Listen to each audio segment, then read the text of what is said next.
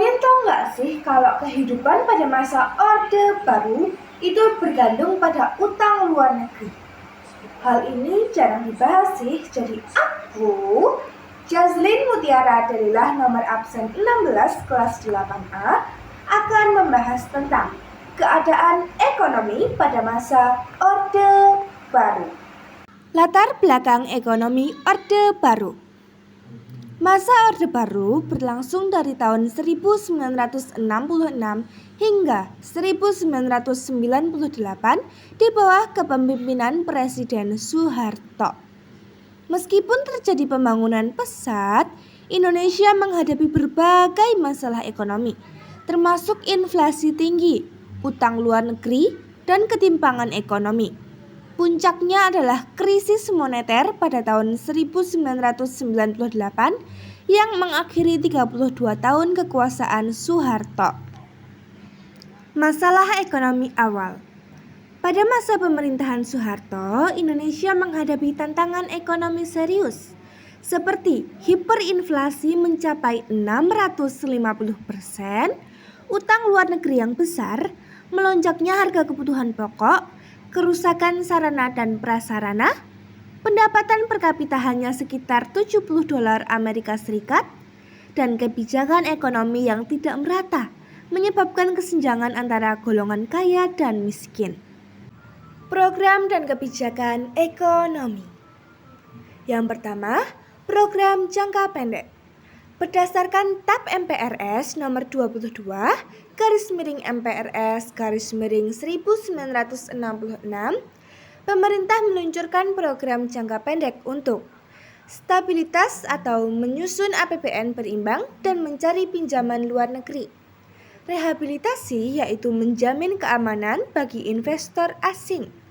Tujuannya adalah mengendalikan inflasi dan memulihkan kegiatan ekonomi.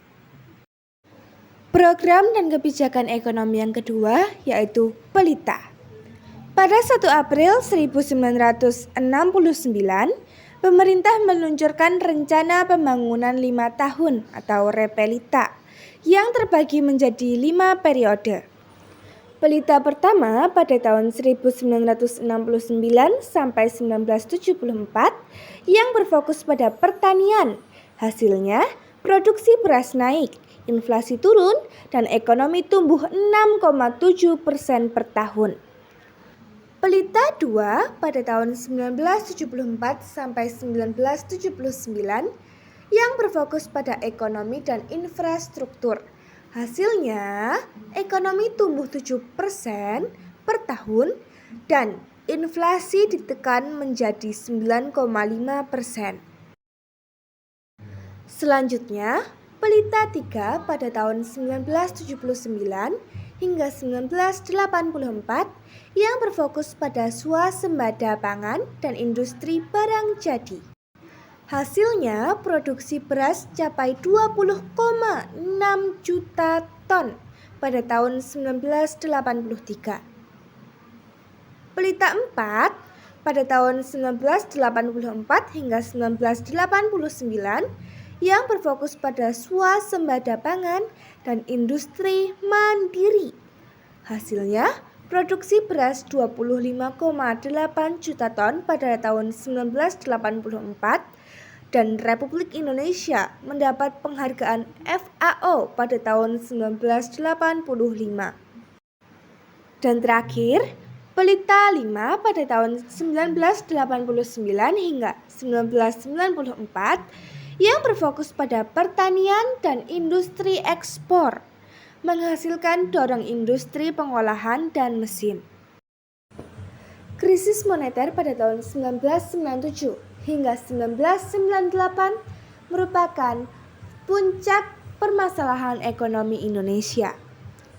Krisis moneter yang melanda Indonesia pada tahun 1997 hingga 1998 merupakan bagian dari krisis finansial Asia yang dimulai di Thailand dan menyebar ke negara-negara lain di Asia Tenggara. Beberapa faktor penyebab krisis di Indonesia antara lain tingginya utang luar negeri.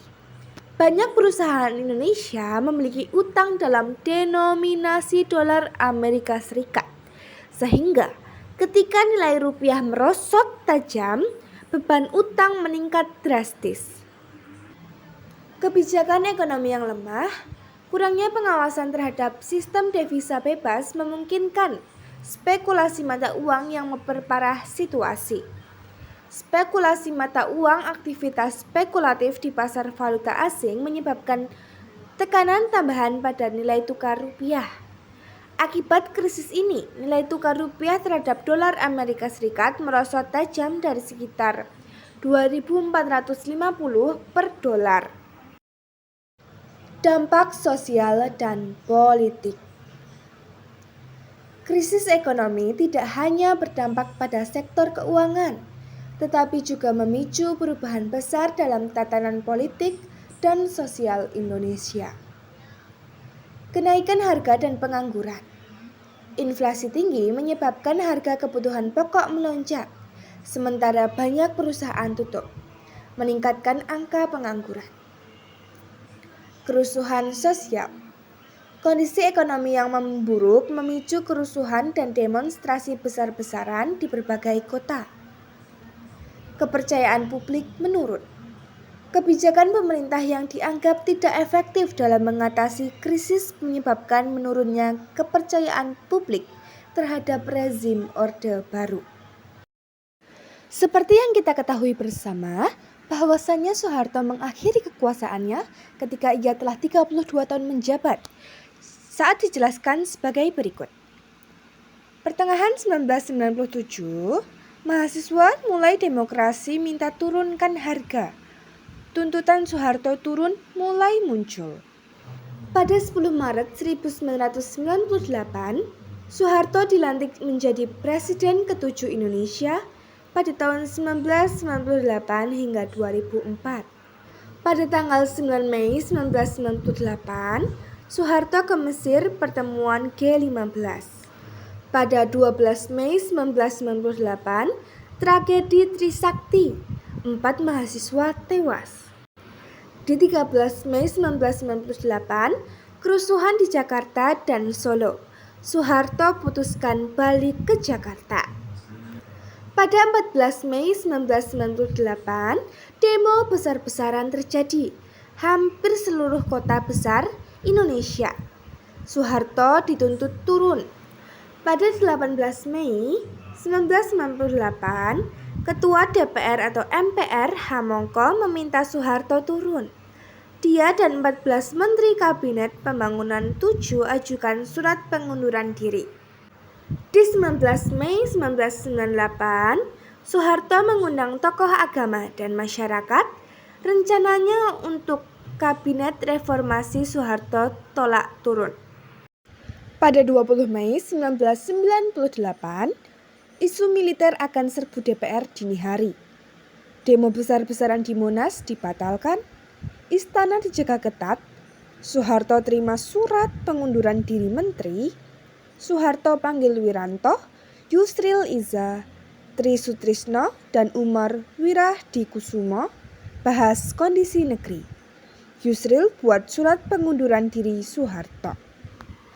Dan akhirnya pada 21 Mei 1998, Soeharto umumkan pengunduran diri. Nah, jadi walaupun masa Orde Baru itu dikenal dengan masa pembangunan yang besar-besaran, tetapi kita juga harus tahu kalau misalnya pembangunan itu tuh dibangun di atas utang negara yang besar dan ketergantungan terhadap pihak luar. Penting banget buat kita tahu sejarah nggak cuma dari satu sisi, tetapi juga dari sisi-sisi yang lain. Jadi gimana? Videoku udah menambah wawasan kalian belum? Mohon maaf jika terdapat kesalahan. Sampai jumpa di lain kesempatan. Bye-bye.